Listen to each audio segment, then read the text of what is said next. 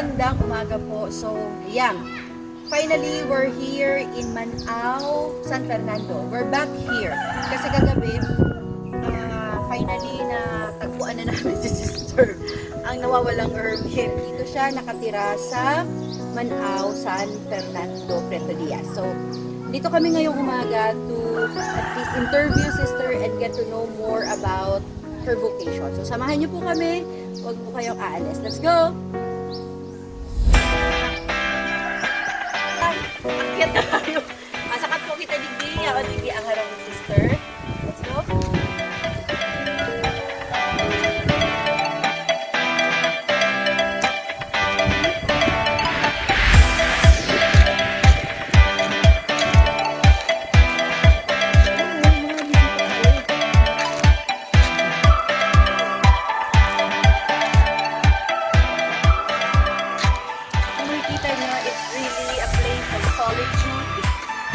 Ganda ng lugar. So, sa mga nagdi-discern ng mga bakasyon nyo, pwede nyo i-consider. Let's go!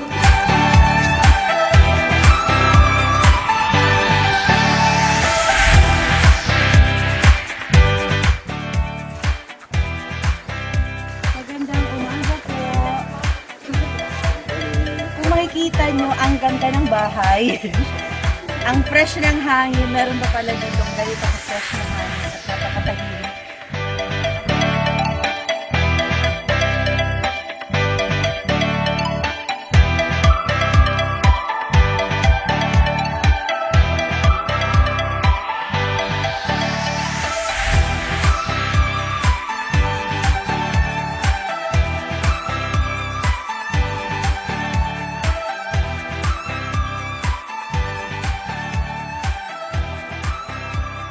Good morning everyone! Welcome po sa tuya na programa. Welcome to Hello Father Special Edition. And sabi nga namin ni Father Noel, ibang structure ang ipapakita, ang ibibigay namin sa inyo for Hello Father. Monday edition, Commission on Vocation. So ngayon, hinanap namin ang talang very special kasi palagi ito nababanggit sa amin ni sister. Samahan nyo kami ngayon kasi mag-i-interview tayo ngayon ng isang hermit. Yan. Kung ano man yung hermit, malalaman natin. Nakikita nyo katabi ko. Siyempre si Teacher Pam kasama nyo ngayon. Nasa harapan ko si sister. Mamaya magpapakilala po siya. Pero samahan niyo po si Teacher Pam. I am very honored na makita siya in person. Thanks be to God. Kasi hindi ko talaga alam. Wala akong sister talagang idea kung ano yung hermits na tinatawag. Narinig ko lang talaga siya kay Bishop Alan. And Bishop Alan told us na yung hermits ay isa din pala siyang vocation. So, yun, sister. Huwag kang kakabahan, sister. Okay lang po. Pakilala muna ikaw, sister. Thank you. Okay. So, you can just call me Sister Norita. Sister Espeña. Norita Espeña. How are you related to Father Jerome Espeña? Relative ko siya. Relative. Yes. Okay. Yes. So, yun. Ayan. So, sister, bago tayo magpatuloy po, ang ganda. Gusto ko lang i-appreciate. Ang ganda ng lugar. Dito po nakatira si sister. Sister Norita. Norita. But they call me Ring. Ring talaga. Sister Ring. Ring. R-I-N-G. Okay. Sister Ring. Ring. Ganun, sister. Yeah. So, Sister Ring. Ayan. Kung nakikita nyo mga ka-best friends, ito yung lugar kung saan naninirahan si Sister Ring. So, ang ganda. Napakatahimik, Sister Omagay. Away from kaguluhan sa syudad. No. Hindi pa rin? Actually, no. Ah. Kasi ngayon, nung bagong dating ako dito talaga, I was thinking, wow, paradise. Yes. But that was COVID pa. So, Okay. tahimik. Ngayon kasi, papaligiran ako. I am surrounded by different, yung mga sounds, yung parang karaoke, tapos left and right, especially pag Saturday, and mamayang hapon, mga 3 o'clock. But, nakita ko din yun as gift also from God. Kasi tinuruan niya ako ng kumbaga yung inner silence na silence coming from the heart. It's not just external. External. So, inner silence. Wow. Yeah. So, i-explain natin yung sister para maturuan mo rin ako paano yung inner silence. I'm sure alam mo amidst na yun. all this chaotic surroundings na meron tayo ngayon. Sister, just to formally start the interview, na excited ako doon, kinakabahan ako, sister. Hindi, Oh my ako din, I'm not used to being interviewed. Opo. What does it mean to be called to solitude, sister? Actually, being in solitude, ang hermit kasi, nakikita ko or na-experience ko na parang misunderstood, yung less understood ba. Actually, ang solitude, lahat tayo kailangan ng solitude eh. Especially sa buhay ngayon, di ba? Yung bang relenting noise, Yes, ang andyan sa ingay. city, Opo. ang ganyan.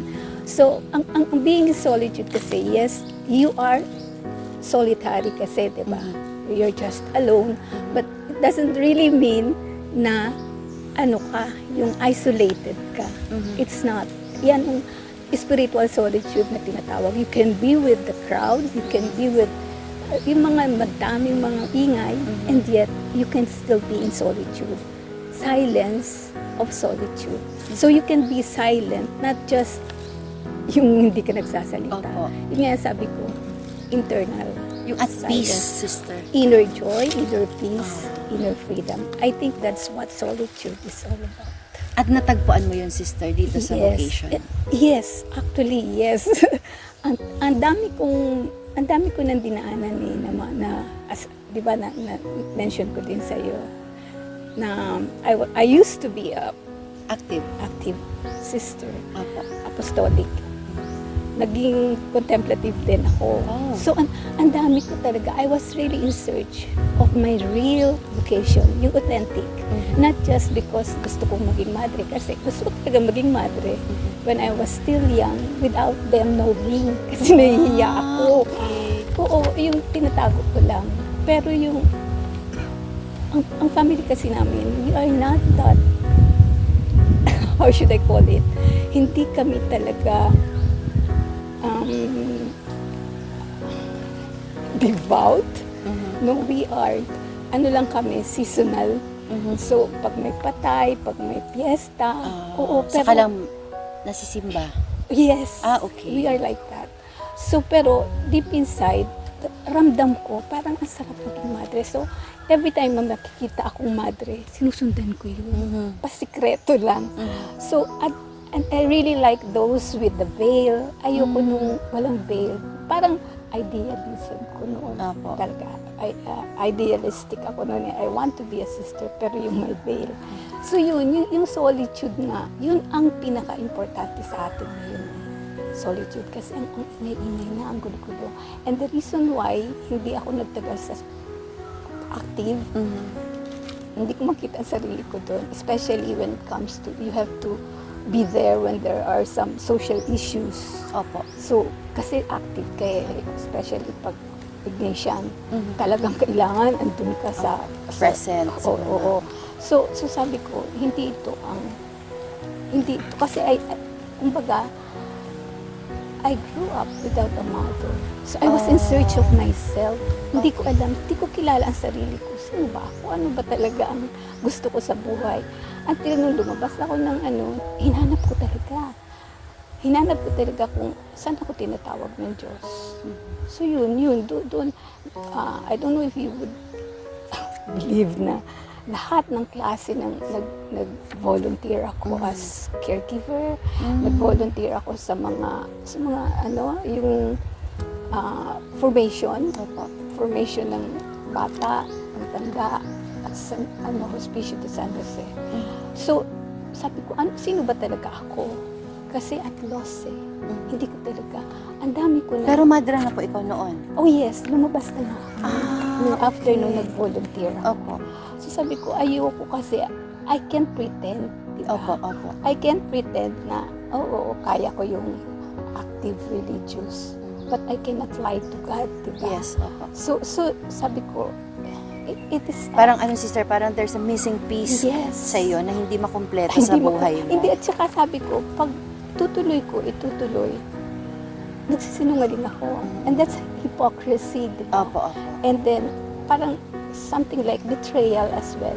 Yes. Kasi, andun ako, akala nila, pero hindi ko nga kaya lukoy. Pero ang galing mo, sister, ha? Nakakabilib kasi you're very brave to recognize that feeling. Thanks be to God. Kasi I Yes. consider It's really a everything. gift. Yes. A grace. I consider everything as a grace from God. Everything is a gift. Everything is a blessing. Minsan nga tinatanong ko ang sarili ko, kaya ko pala. Kasi lahat ng struggle, sabi ko nga kay Bishop, kasi nung tinanong niya ako, nung before I made my vows, ano bang struggle mo doon? Simple lang ang mga sinabi ko. Pero nung ako nalang mag-isa, sabi ko, no, lahat ng struggle na ano ko, na experience ko, emotional, spiritual, financial, social, almost andun lahat, umiikot. Pero doon ko na din nakita kung paano nagtrabaho ng Diyos. Kasi it wasn't me, it was God. It is God, still God, always. Yun ang buhay ng hermit. Na wala kang sarili eh. You are supposed, not just supposed, you should really give up everything. And ang Diyos. Kasi ang hermit na talaga, di ba, yung CCC, sinasabi nga na added consecrated life. Kasi before, di ba, sinabi mo nga yung history, kasi I do not know anything about hermit life as well. Opo. Kaya lang parang may sumisiksik sa isip ko, there is still another way to serve God, not in active religious, not yung contemplative. Opo. Kasi parang there is still something. So, hinanap ko talaga. And thanks be to God. So, natagpuan ko naman na sabi nga ni Bishop din sa akin kung ano daw ang after ng vows ko at saka ngayon. Actually, kasi never ending ang pagsasearch kay God. There is no such thing as tapos na ako. No, it's ongoing. Ongoing talaga. Kaya, ayun, inaasahan ko pa din na not because actually temporary vows pa lang yung word. Pero, consider ko ang sarili ko as talagang solemn vows. Pero not unless wala akong singsing. Hindi ko So temporary vows. Oo. Pero yun, ina-assure naman nila ako and I'm really very grateful to them, yung Diocese of Sorsogon, kasi they're really very supportive. And hindi ko naramdaman yung being alone. Yung talagang, yung sense of belongingness. Yes po. Naramdaman ko yun. So hindi, at first sabi ko, kaya ko ba to? Yung parang nawawala yung confidence ko. Pero, Sister, kasi di ba, na babanggit mo na din po halos yung story mo, yung journey mo, para lang po mas maintindihan ng mga nanonood po sa atin. Ano yung pagkakaiba ng hermit sa ibang consecrated life? okay. That's a very Opo. good question talaga. Actually, ang hermit, kung titignan mo, titignan natin, it's just like, consecrated life, parang contemplative. Opo. Kaya nga lang, ang hermit kasi, you really need to live alone. Kasi ang religious life kasi is may community. Before ang hermit, we are not considered as religious. Pero nagkaroon di ba ng yung pagbabago sa mga canon law na anybody who make a vow, how do you call this, yung evangelical vows, you will be considered as religious na. So, ang hermit ngayon is considered as religious. Kaya lang, yun nga, kahit sabihin pang contemplative, kasi galing ako sa contemplative eh. So, parang ganun pa rin. It's just that I am living alone. Yun nga. No community. No community. Pero, hindi, yun nga, sinabi ko kanina, di ba, it's not being alone, not alienated, no. It's I am alone with the alone with God. It's Ano? just God na siya talaga ang nagbibigay sa akin lahat-lahat eh. Lakas, tapos yung inspiration, yung lahat naman ng consecrated life is like that, di ba? Yun nga lang, ang kaibahan lang siguro is pag may community, it's different. Even Opo. if you are a Yeah. contemplative sister, May di ba? mga kasama ka kasi sister Oo, eh. community life. Opo. Oo, yun talaga, that is very essential din sa buhay ng tao. Pero yung nung na-experience ko yung hermit life, though I don't have talagang actual na mga komunidad, doon ko rin na discover ang presensya ng Holy Spirit. Tapos, not just the Holy Spirit, but the Holy Trinity.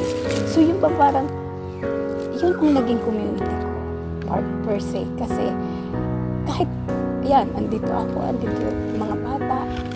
After, at the end of the day, alam ko it was God who was at work. Yung bang, wala akong sinasandigan, except God talaga. Except God alone. Pero, syempre, God will also work in different people, di ba? So, hindi ko pwedeng sabihin, ang Diyos lang. Kasi ang Diyos, naandyan yan sa lahat ng aspeto.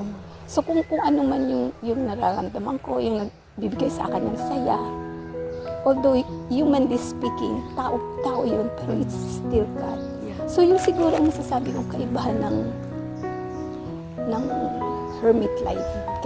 Kasi sister, nung nabanggit na bishop sa amin na may yung hermit vocation, ang understanding ko, yung inimagine ko, sister, nandun siya sa kabukiran, Oh, yes. away from the community, away Oh, from yeah. people, Ganun naman talagang talaga. solo life siya, and then, hindi ka pwedeng makita ng Hindi naman ng ibang siguro tao, pwedeng sa ganun. mga ganon. Kaya nung initial kagabi, di ba, nung nag-usap tayo, sister, talagang naamig, sabi ko, kailangan talaga, kasi may mga misconceptions, misunderstanding, kung ano talaga yung buhay At saka ng yun. isang hermit. Mhm. Kasi,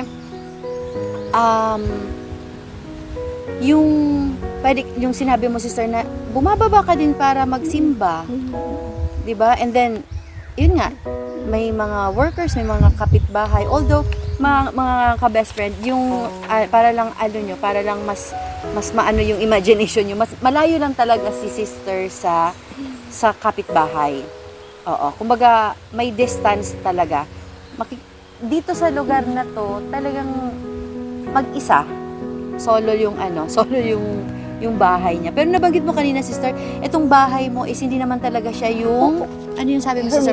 Hermitage. Hindi kasi, actually, sinabing hermitage ko, kasi I don't have any idea talaga what a hermit and a hermitage is. So, nung umuwi ako dito, ang gusto ko talaga sana, at kasi, syempre, din ako, sabik din ako sa family, kasi nga, I grew up without Mother. my mother and father ko. So, sabi ko kailangan, at saka ang ano din sa akin yung mga madre sa Canada, make sure, kasi they also help me start out. Di ko pa sa transition ko. So kailangan daw yung mawe-weather yung, kasi alam nila yung dito yung weather. Opo. So yung ganun ang ginawa ko. Pero, nung ako, nagpunta sa mga ibang hermits din, na ano ko lang, ang bahay nila is just isang kwarto na ando na lahat. Kusina. Kasi ito, di ba, parang may Opo, may nakita namin. Kasi yung bahay ni sister later, masisilayan nyo siya. May prayer room, tapos separate din yung ganyang bedroom. May simpleng kusina, tapos parang may sala-sala din si sister. Oo. So, hindi pala siya technically. Hindi, pwede naman yung Okay ganun. naman siya. Ako Ang inimagine ko kasi, personally, sister, parang yung ano lang, made of nipa, Oo. mga something ganun kasi po. ako talaga personally, yung kasimplihan talaga ang gusto ko. Simple life, Yung simple living. Oo. So, sabi ko, parang hindi. Kasi, syempre, nakikita ko yung mga neighbors ko dito. Di ba? Although, I consider myself as hindi dyan also. Kasi I don't have any job, I don't have any. Okay. any family na gano'n. So, yun, simpleng buhay. Simple pero hindi miserable. So yun, yung sabi ko. Simpleng buhay pero hindi miserable. Hindi kasi Ang may, ganda niya. there are many, di ba yung, they are living in a simple way of living, and yet, hindi nila ma-experience yung sinasabi mo kanina na inner joy, Yeah. inner peace. Alam mo, sister, nung paghahanap namin sa'yo, nakarating kami ng San Isidro. San Rafael. San Rafael. San Rafael, sister. And habang papunta kami doon, honestly, ako, with my husband, we enjoy the nature. Yung nature, yung place. So, papunta kami doon, na-enjoy ko, pero, syempre, because I'm a mother of 8. Wow. I'm a mother of 8, sister. I have 5. But you don't look like you're a mother of 8. Ay, thank you very much. Oo nga. Opo, may 5 po akong babae na Nose. Opo, sana lang may magmadre din. Tapos 3 lalaki. May seminarista po yung isa. Please pray for her, Yes, sister. I am Pray always. for him, sister. Yes, I And, always pray for them. Papunta kami doon, hinahanap ka namin, sister. Hindi namin alam ang pangalan mo. Para kaming suntok sa buwan na bumiyahe, sister, doon. Tapos, nakita namin talagang sinasabi mo, sister. Sabi ko nga doon, sabi ko sa kasama namin kay Tita Rica, sabi ko, Tita Rica, ang ganda ng lugar na para bang sa oras na ito, around 5:30, nagduduyan-duyan sila, sister. Alam mo yon na nakapagluto na nadadaanan namin yung mga bahay, nagluluto sa uling. The simplicity of life, na sabi ko, ang sarap, parang wala silang inisip na problema. While doon sa sentro, sa syudad, ganitong oras, the busyness of hours, alam mo yun, sister, na parang nakikipaghabulan ka sa oras na hindi mo alam kung ano hinahabol mo. Parang hindi matapos ang haba ng gabi. Kasi nga, di ba, yung pagkakaibang, yung hermit life. Pag hermit ka kasi, you are not obligated to do things like, hindi ka consumer, hindi ka producer. You're just, simply lang kung ano ang andyan. Ang hirap ng una. Pero ngayon, pag wala akong ulam, before, ngayon, Lord, alam mo, you know everything. I cannot hide anything from you. So yun, sabi ko nga, Full surrender. oh yes, kung hindi, siguro ako binabawalan din na yung too much rice. Sabi kasi ng doktor, kasi medyo tumaas ang, pero hindi pa naman. Sister, mahilig ka ba sa rice? Sabi ko, there's no choice. Tsaka meron akong yung spiritual director dito, sabi sa akin, sister, kasi being a senior, you're not supposed to be making fasting. And sabi ko, there's no choice. Anyway, hindi naman ako nagpa-fast eh. Pagka, ano yung pagkain? Yun din ang pagkain ko. Pero, may saya talaga. Nabanggit mo, sister, yung food, yung pagkain, yung sustenance. Paano yun, sister? Yun. Saan galing? Sino nagbibigay sa'yo? Yun nga, no? Pag magtataka ka, the Lord provides talaga. Sabi nga, nung nag-usap din kami ng Bishop, doon ko na, really the Lord provides. Kasi when I came, meron akong konting dala. Pero, siyempre naubos yun, nagpagawa ako na ganyan. Hindi naman malaki ang binigay nila sa akin. Wala na talaga. So, nag-apply ako dyan sa senior, yung social pension. Yung social And then, pension. they were telling me, sabi niya, no sister, hindi pwede kasi ang mga madre ang nagbibigay ng yung mga religious. Tapos sabi ko, i-consider niyo naman po muna ako, i-validate niyo if I am qualified. So ganun, long story short, awa ng Diyos. Nabigyan ako. Tapos nakita niyo yung pamangkin ko na nagpamangkin. Yeah, opo. She's really very supportive. I cannot ask for more. Talagang, hindi niya ako iniwan. Nag-abroad dyan dati. Pero, ngayon, ang hilig niya pala, mahilig talaga siya sa mga. Sabi ko, ang Diyos talaga. Ibibigay niya sa ilan. Isa yan sa mga anak ko, sabi ko, paano? What will happen? Pero, magpa 5 years na ako. Dito sa Sorsogon? Yes. Oh.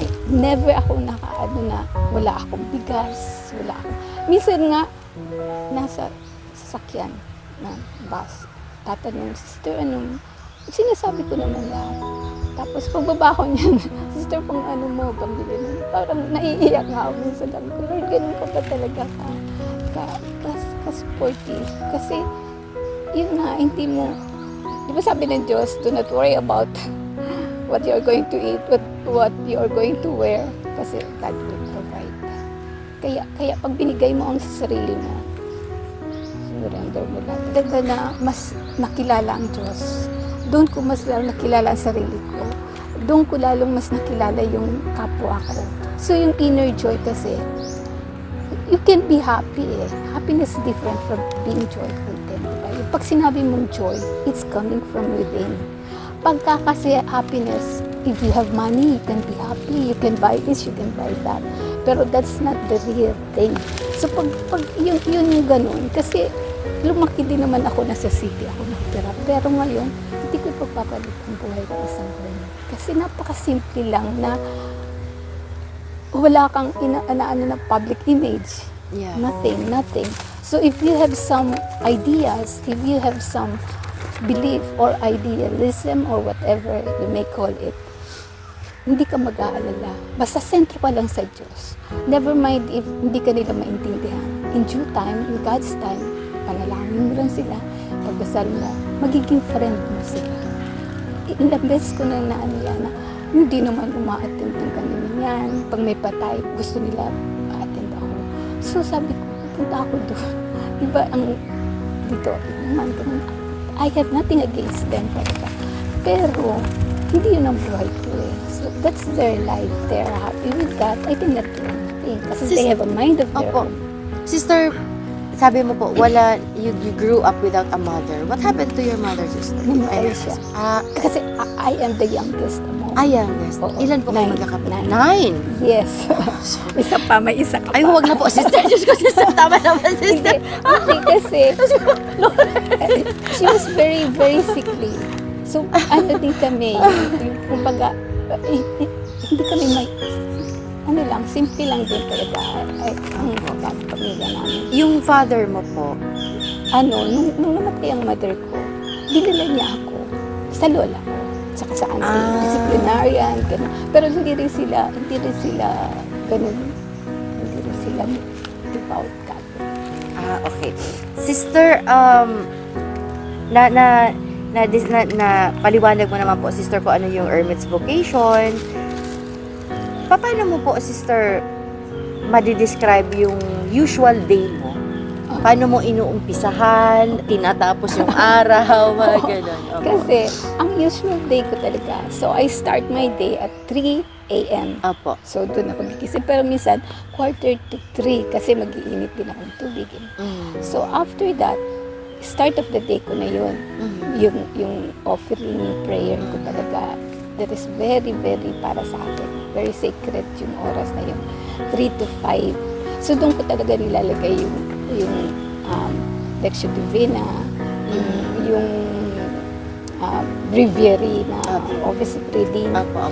Yun, sinasama ko na yung lahat. Tapos yung offering, tapos pagkatapos ng contemplation. So pag nag-ano kasi ako, yung sa Lectio Divina, after that, aanuhin ko yung ano ba mensahe sa akin ng Diyos ngayong araw na ito. So it's always like that. I don't do something na ako ang nag-desisyon. It's always God. Lagi akong hihingi sa Kanya. Pero hindi ibig sabihin payos ako. I am also, yun nga, sabi ko nga, I am in need of Savior. Pero yun, masarap ang pakiramdam pag umpisahan mo yung araw mo. At saka, kaya ako nag-decision din na 3 o'clock kasi nga maingay. Maingay dito. So I could not, alam ba, mag-start ako ng 5 o'clock. Maano na, magulo na. So yun, doon ko talaga na, not parang, but doon ko talaga na kasama ang Diyos. Yung silence of solitude. Yun ang Yung sister, yung kumbaga, how do silence and solitude shape your relationship with God? yun. Kasi without the silence, paano ako makakapag-dialogue with God? Kasi kailangan ko talaga ng silence. Not just internal, external as well. Kasi pag masyadong magulo, just like pag may mga barkada ka, diba? Paano ka pag may isa kang gusto kausap, paano ka makakapag-usap if you are surrounded by different, yung mga ganun. So, yun ang nag-shape sa akin. Ang ganda na. Na-disturb tayo. Ang ganda ng mga tunog. Wala niya sa city. So yun, silence. That's Opo. silence, no? So I can make dialogue with God. Solitude, it's just the same. Kasi, yan interrelated. So without solitude, paano ko mararamdaman, ma-experience ang presensya ng Diyos? So ito presence. yung mga consider mo, sister, na graces from God na na-discover mo. Yes. Na ngayon nandito na ikaw sa bukasyon na to. Authentic talaga. Kasi, yun nga, sabi ko kanina, you can be with different, pwede kang yung, eto ang gusto ko na lang, sige, pero it's not God's calling. Kasi, mas masarap ang pakiramdam pag alam mo, yun nga, authentic yung vocation, not just for the sake of. Sister, eto last na lang to, sister. Ano yung message mo, sister, na maaari mo pong ibigay sa mga tao, manonood sa atin, sa community? Message siguro from a hermit. Yes. Opo. kasi ngayon nga, di ba sabi ko nga sa'yo kanina, ang buhay ng isang hermit ay parang buhay desierto.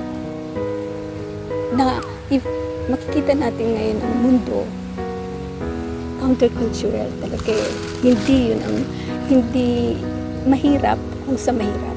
And yet, pagka ang kailangan kasi talaga sa pagsunod sa Panginoon is sincerity of heart at saka yung humility. So, if wala yung values na yun, mahirap sumunod sa Diyos. Kasi ang susundin ko, yung sarili ko, sasabihin ko, ayoko nito. No. Stay ka lang dyan. Kasi yung value ng waiting. Kasi, you will be waiting talaga. Patience is a virtue. Yes. Kasi, from that, mararamdaman mo yung you are becoming, you are maturing, you are growing.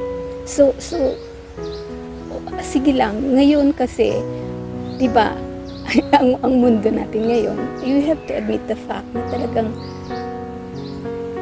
yung mga easy way of life, yung mga instant. Ganito. So, subukan din sana natin. Yun lang siguro na makipag-communicate tayo kay Lord in a very simple way. Hingin lang natin ang grasya ng Espiritu Santo, presensya ng Espiritu Santo. Kasi siya talaga ang magagabay. I-guide ka talaga niya wherever He is calling you. Kasi siguro kung lahat halos na nasubukan ko yun.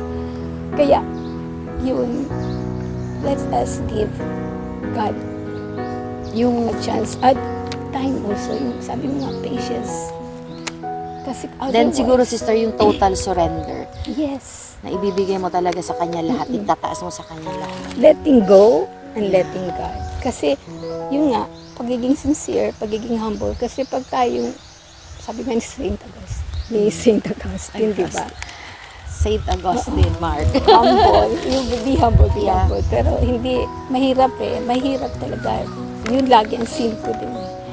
I always give in to pride. Pag yung, ba't ba ako nagtsatsyula? It's something na ganun. But mag-remain ka lang, stay ka lang sa prayer. At the end of the day, maliliwanag. Sister, thank you very Thank you, much. Lord. Pasensya na nadala ko ng emosyon ko. Ang ganda ng may mga realization kasi, sister, di ba? Na talagang minsan tayo sa sobrang ingay ng kapalibutan or kahit tayo nagsiserve sa simbahan, akala natin okay na yon. Pero meron pa pala talagang kailangan i-consider, no? Para mas makita mo yung kahulugan ng ginagawa mo. So So thank you very much, sister. Thank I you learned a din. lot. I realized so I much. thank you din. And alam mo, yung mga katulad nyo, gift din kayo talaga sa church. Yes. Salamat po, sister. Talaga. Carry on. Please pray for us. Oh yes, of course. And for the whole world. For yun peace. yun naman talagang ano yan, pagiging hermit. Prayers. Yes. Masayang-masaya kami, sister, na natagpuan ka namin. Ako personally, Same. I'm so Likewise. happy na nakilala ka namin, nakilala kita, and nakarating kami dito sa iyong paraiso. Para isa. Oh, hindi to paraiso para kay sister. Hindi pa ito yung perfectong paraiso, pero para sa amin na taga syudad, sister. It's a paradise already. Ang ganda, ang Kasi there's no tahimik. such thing naman as paraiso talaga except Yeah. in heaven. So walang perfect talaga eh. Sabi ko nga doon may nagtanong sa akin, buti nagagawa mo yun. No, hindi ako doon ganun ka-effective or ka-efficient. I just remain faithful. Andun lang. Pag walang nangyari, okay, mag-aantay. Let Ganun us lang. remain faithful. We wait. Yes. And we give our total trust and surrender to God. Yeah. And remain hopeful. Just always. Sabi nga, di ba, hope does not disappoint. Ayan, so narinig na, nasaksihan niyo po at narinig niyo po yung panayam namin kay Sister Nori, kay Sister Ring, ayan, isang hermit. So, sana po naway naging inspirasyon, nagdulot siya ng inspirasyon sa atin na hindi lang pala ang bukasyon ay doon sa pagiging may asawa, pagiging isang single blessed, pagiging pari o madre, but meron tayong isang tinatawag pa na hermetic life. Isa rin siyang bukasyon at sana po ay nabigyan namin kayo ng information, ng kaliwanagan kung ano po ang isang bukasyon ng isang hermit. Po, so thank you very much sa pagsama po sa amin. Naway naging makabuluhan yung gabi natin ngayon. I'm sure na inspire kayo sa story. Ang haba pa sana nang ma-share namin kaya we only have 1 hour. Opo, but we are very thankful and it's really a grace, a blessing na nakilala namin si sister. And thanks to Bishop Alan for introducing her to us. Kasi kung hindi dahil kay Bishop Alan, hindi namin wala kaming idea na meron pala dito sa Sorsogon, in particular sa Preto Diaz, ng isang hermit. So, siguro kung may gusto po kayong tulong na may paabot kay sister, pwede naman siguro idaan sa diocese para hindi naman nadi-disturb dito kasi hindi although lumalabas si sister, pero hindi naman kailangan kasi ma-disturb yung private life ni sister. So kung may sa mga na-inspire at may gustong tumulong kay sister na magbigay ng tulong sa kanya, pwede naman siguro ipadaan natin sa diocese, sa Curia in particular. Okay po? So thank you very much. Ito si teacher pa. Maraming salamat sa pagsama sa amin. Naging emotional ako kanina. Talagang nakakatuwa yung story ng journey ni sister. So thank you. And abangan nyo ulit yung paghahanap namin ng isa pang at pag-share namin ng isang bukasyon pa sa inyo sa susunod na episode po ng Hello Father Monday edition, Commission on Vocation.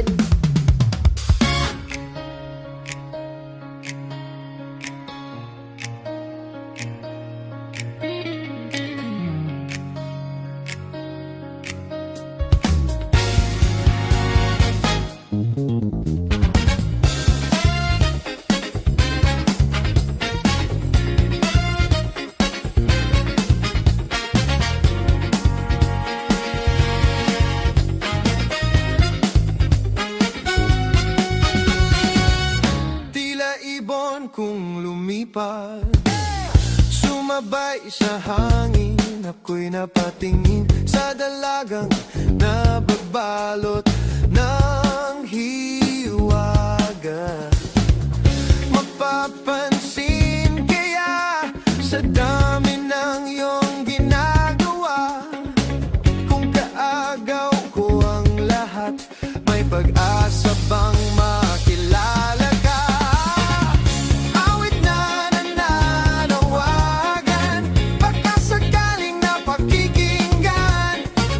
Pag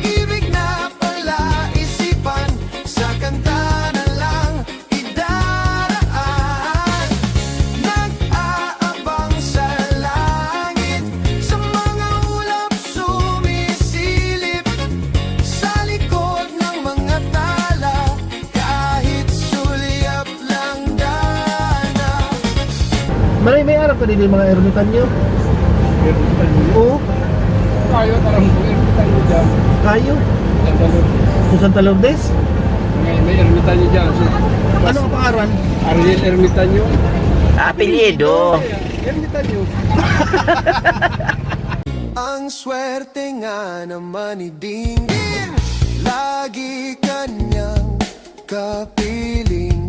May pick-up diyan na na kuweba na wara-wara. Okay. Tapos, minsan daan, nahihiling siya bukas, maliwan natin daan sa laon. Oo. So, natatakot sila maglaon. Tapos masaraduhan man ang daan. Kung ako sa kanya, niligawan na kita, mapapansin